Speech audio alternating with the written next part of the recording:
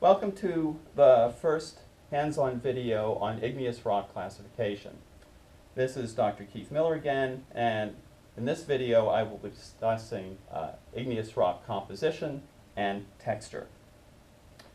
Igneous rocks form from the cooling and crystallization of an originally very hot molten material called magma. The rate at which that magma cools and the temperature to which it cools determines both the mineral composition of those igneous rocks as well as their grain size. So let's first consider grain size or texture of igneous rocks. The size of mineral crystals that form in a cooling magma are determined by the rate at which that magma cools. If the magma cools very rapidly, there's very little time for crystal growth, and the resulting crystals are small. On the other hand, if the magma cools very slowly, there's more time for crystal growth, and the resulting crystals are large. So, let's look at some igneous rock samples. I will first select out from these igneous samples rocks in which I can easily see the individual mineral crystals. So, as I look at these minerals, I'll select out the ones in which the individual mineral grains are very easily seen by the naked eye.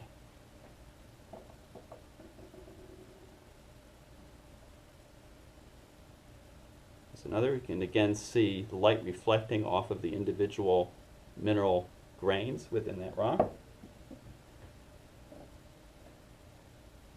Again, another rock in which the individual mineral crystals can be easily seen.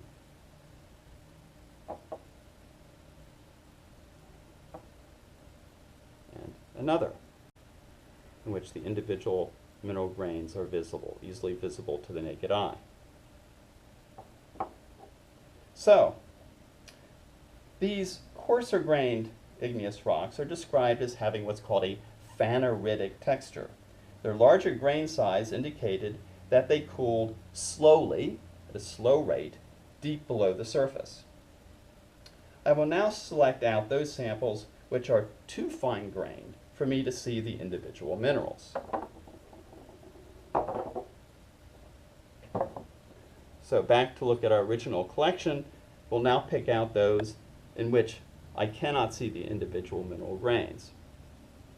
So again, here is a fine-grained igneous rock in which the individual crystals are not visible.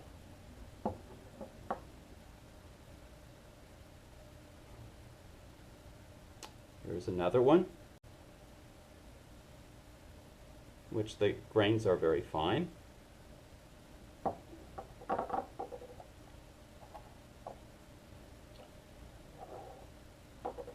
So, these rocks are still composed of mineral crystals, but these crystals can only be seen under a microscope. So these are still crystalline rocks, but the crystals are so small that we can't see them with our naked eye. And such rocks are said to have an aphanitic texture. Because of their very, very small crystals, these rocks must have been formed by rapidly cooling magma near the surface or in small magma intrusions. There are also some rocks that contain both large and small crystals. So, for example, we have this rock that has larger crystal grains, the light colored grains, but between them is fine-grained material that I cannot see the individual crystals. There's two different crystal sizes. Same thing here.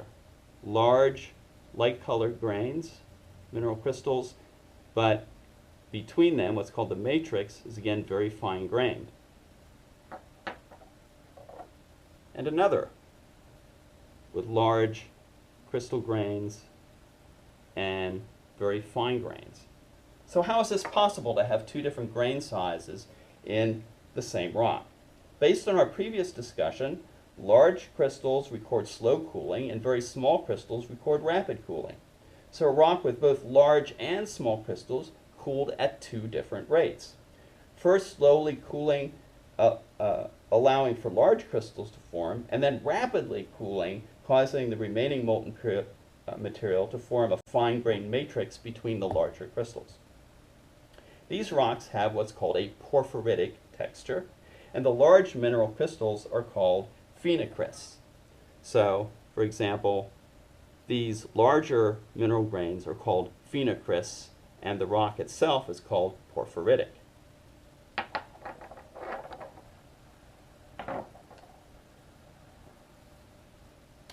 All of the rocks that I have discussed so far, whether aphanitic or phaneritic, were formed below the surface and are called intrusive or plutonic rocks. However, you may have noticed that there are some igneous rock specimens that I have not yet discussed. These rocks cooled at the Earth's surface in contact with the air very, very rapidly. In fact, so rapidly that there was no time for any crystals to form at all. This occurs during volcanic eruptions, and these rocks are called volcanic or extrusive rocks. So let's look at these extrusive rocks. This specimen has a glassy appearance and breaks with curved, undulating fractures, just like a piece of broken glass. In fact, it is glass. It is a natural volcanic glass. Just like window glass, the molten material froze instantly in contact with air, allowing no mineral crystals to form at all. These other specimens also cooled very rapidly, but in these cases, trapped gas bubbles were frozen into the rocks, and this texture is called vesicular. So these are called vesicular rocks, and within them you can see these open voids or vesicles that are the bubbles, gas bubbles that were within the magma when it was still liquid. And the same here, except in this case, those gas bubbles were very, very tiny. In some cases, like this light-colored specimen, there are so many tiny air bubbles that the rock is actually less dense than water and will float. So let's see if this is actually the case. So here I have a beaker of water, and I have a piece of this highly vesicular rock, and we'll place it in this beaker of water and see what happens. And lo and behold, it floats. Okay? It's actually a rock that floats because it has so much trapped air within the rock. Lastly, there's still one rock that we haven't discussed, and these are rocks that are formed by the welding together of fragments of volcanic rock and glass during highly explosive volcanic eruptions. And these are called pyroclastic rocks. The word literally means broken by fire.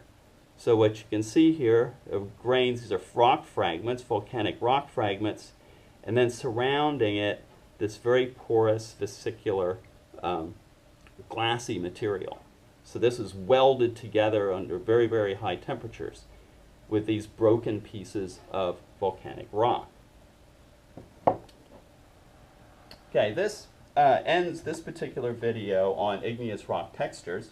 Next time I will discuss another important part of igneous rock classification, that is composition.